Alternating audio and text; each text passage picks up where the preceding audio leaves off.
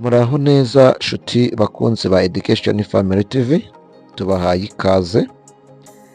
Hello dear friends, this is Education Family TV. Welcome.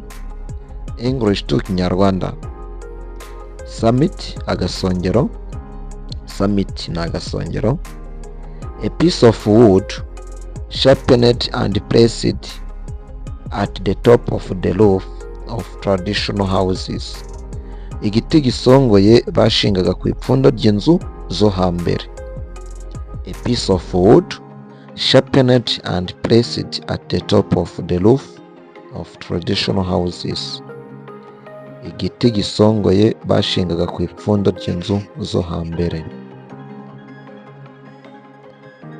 Example, urugero: My grandmother's house had no summit.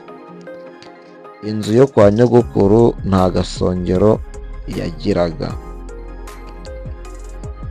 I'm a Teacher Faustin. Please subscribe. Nyaboneka kanda subscribe kugira ngo tugumye tubagezeho video nziza cyane z'icyongereza. Ijambo rikurikiyeho ryitwa disobedience. Disobedience ni agasuzuguro.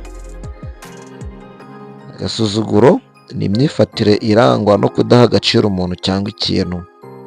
Lack of respect towards someone or something. Example, urugero: Habimana showed his disobedience when he was speaking.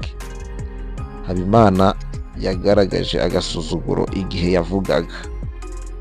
Disobedience, agasuzuguro ni izina. Disobedience na agasuzuguro. A lack of respect towards someone or something. Imyifatire irangwa no kudaha agaciro umuntu cyangwa ikintu.